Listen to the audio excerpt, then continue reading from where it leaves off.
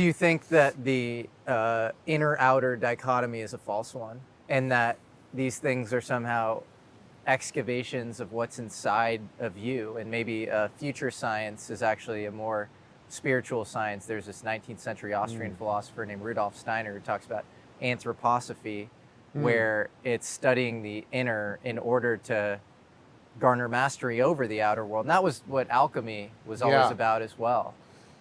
I think it's all on the table now. That's what's fun, but also crazy about this is like there's so much on the table. There's so much to be explored. And this is what I appreciate about Dr. Nolan's attitude, is that he thinks this is the greatest moment ever for science, not like something that's ridiculous. Well, I think what's beautiful about it is that since the Enlightenment, science and the spirit have cleaved off and bifurcated.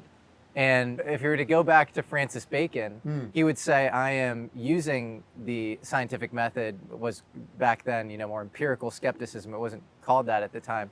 But I'm using that in order to discover God's secrets. And since then, now you have Richard Dawkins, who's like this, extremely, is just atheist, and he sort of, disrespects anybody that believes. And